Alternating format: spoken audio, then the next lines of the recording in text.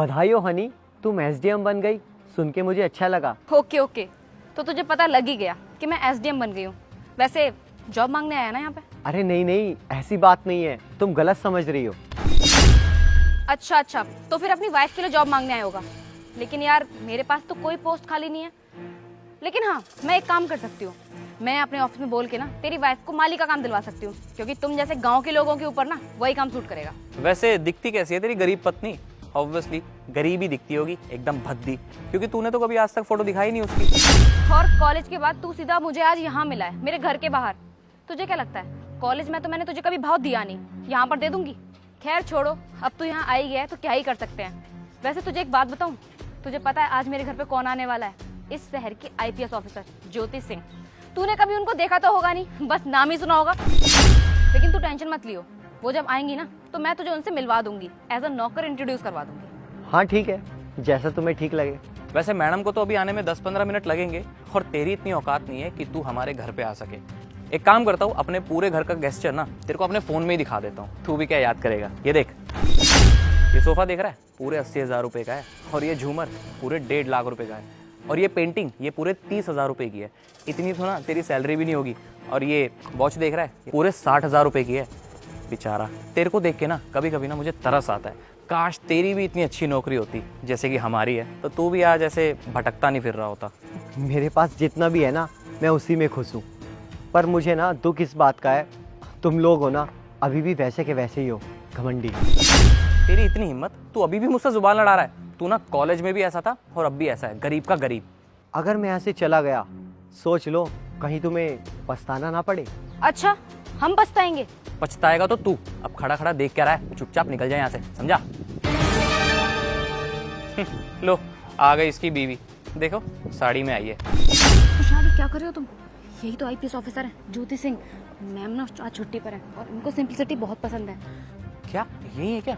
अरे मैम, हम ना काफी देर से आप ही का वेट कर रहे थे। आप यहाँ क्यों खड़ी है? आइए ना, हमारे घर चलिए, खाना भी रेडी है, आइए। कोई कहीं नहीं जाएगा। तुम लोगों को मेरी वाइफ देखनी थी ना, लो आ गई मेरी वाइफ। मैम, ये आपके हस्बैंड है? हाँ, ये मेरे हस्बैंड है। क्यों, क्या हुआ? अरे कुछ नहीं ज्योति, इन लोगों को ना किसी से बात करने की तमीज़ नहीं है। इनको ये तक नहीं पता कि किसी दूसरे इंसान से बात कैसे की जाती है। अरे नहीं नहीं मैम, ऐसी कोई बात नहीं है। वो ना मोंटी और मैं बहुत पुराने दोस्त है कॉलेज टाइम से। वो तो हम बस सभी हंसी मजाक ही कर रहे थे। बताओ ना। क्या बोला था तुमने? ये घड़ी कितने की है? 60,000 की। और जिस घर में तुम रहते हो वो कितने का है? लाखों का है। ये गाड़ी कहाँ से आए इन सबके लिए पैसे? तुम्हारी बीवी ने दिए होंगे। अरे अभी कुछ दिनों नहीं हुए तुम्हारी बीवी को एसडीएम बने हुए, और ये करप्शन करती है। ये अंडर द टेबल मनी लेती है लोगों से। शर्म नहीं आती है तुम्हें कि तुम लोगों से घूस लेती हो? क्यों करती हो? मैम, आपको तो पता ही है ना ये सिस्टम कैसा है। चाहो या ना चाहो रिश्वत तो लेनी पड़ती है, इसलिए मैंने भी ले ही ली। लेकिन मैं प्रॉमिस करती हूँ आज के बाद कभी भी ऐसा कुछ नहीं करूंगी और ईमानदारी से काम करूंगी। क्या बोला तुमने? लोग रिश्वत लेते हैं इसलिए तुम भी रिश्वत लेती हो? अच्छा, एक तो गलती करती हो, ऊपर से अपनी गलतियों पे पर्दा डालती हो। शर्म नहीं आती है? अरे वो पैसे किसके हैं? लोगों के पैसे हैं। इतनी मेहनत से वो टैक्स भरते हैं और तुम उनके पैसे हड़प लेती हो। इतना बड़ा जो घर है, गाड़ी है, ये जो घड़ी दी है, इसका बिल है तुम्हारे पास? अगर बिल नहीं है ना, बिल तैयार कर लो, क्योंकि इन सब के लिए ना तुम्हें जेल जाना पड़ेगा, क्योंकि ये सारे पैसे ना उन लोगों के हैं जिन्होंने टैक्स भरे थे। अरे तुम्हें शर्म नहीं आती है क्या? तुम इतनी बड़ी पोस्ट पे होने के बावजूद, इतनी अच्छी सैलरी मिलती है, सरकार इतने अच्छे पैसे देती है तुम्हें, लेकिन नहीं, तुम्हारा उससे गुजारा नहीं होता। तुम्हें तो ऊपरी कमाई करने में मजा आता है। और वैसे भी मैं तुम्हारे यहाँ डिनर करने नहीं आई थी, बल्कि तुम्हें ये बताने आई थी कि तुमने जितना भी करप्शन किया है, जितनी भी घूस ली है ना, उसके लिए तुम्हें अब सजा मिलेगी। तुम सीधा जेल जाओगी इसके लिए। जेल? Sorry ma'am. तुम्हें पता है अमीर कौन होते हैं? अमीर वो होते हैं जो दूसरों की रिस्पेक्ट करते हैं, ईमानदारी से काम करते हैं, इज्जत करते हैं दूसरों की। तुम्हारी तरह नहीं जो इतने दिनों बाद मिले हुए दोस्त की बेइज्जती पे बेइज्जती करे जा रहे हैं। अरे शर्म आनी चाहिए। कहाँ से अपने आप को अमीर लोग बोलते हो तुम? और मुझे लगता है ना इसमें ना तुम्हारा पति भी मिला हुआ है तुम्हारे साथ। तुम्हें पता था तुम्हारी बीवी ये सब पैसे कहाँ से लाती है? सारा का सारा करप्शन का पैसा है, जनता का पैसा है, जिसे तुम अपने पूरे धौंस दिखा रहे थे, शो ऑफ कर रहे थे कि इतनी महंगी घड़ी दी है, इतनी महंगी गाड़ी दी है। मुझे तो लगता है ना तुम भी अपनी बीवी के साथ मिले हुए इन सब चीज़ों में। लेकिन तुम दोनों को तो ऐसे छोड़ूंगी नहीं मैं। तुम दोनों को सजा मिलेगी। जो पैसे तुमने जनता के लिए ना, तुम्हें वो तो चुकाने पड़ेंगे ही, प्लस तुम्हें फाइन भी देना पड़ेगा। सीधा जेल में जाओगे तुम दोनों।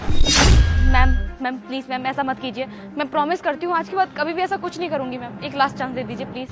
अरे तुम आगे करप्शन तब करोगी ना जब तुम जेल से छूटोगी, और जेल से छूटने तो मैं तुम्हें दूंगी नहीं, क्योंकि तुमने इतना बड़ा क्राइम जो किया है, तुमने बहुत लोगों के पैसे मारे हैं, और वो पैसे उन बेचारों ने कितनी मेहनत से भरे थे, और तुमने देश के पैसे भी मारे हैं, जिसके लिए तुम्हें सख्त सजा मिलेगी, समझी? Ma'am please, we are really sorry, please आप इनको जॉब से मत निकालिए। अरे माफ़ी मांगने की कोई भी ज़रूरत नहीं है। माफ़ी तो तुम तब मांगना जब इनकम टैक्स तुम्हारे घर पे रेड करने आएगी। सारे बिल एंड पेपर वर्क तैयार रखना। मुझसे माफ़ी मांगने की कोई भी ज़रूरत नहीं है। माफ़ी ना सीधा कोर्ट में जाके ही मांगना, क्योंकि तुमने सिर्फ 5-10 हज़ार रुपये का घपला नहीं किया, तुमने लाखों करोड़ों रुपए का घपला किया है, जिसकी सज़ा तुम्हें मिल के रहेगी। अब निकलो यहाँ से।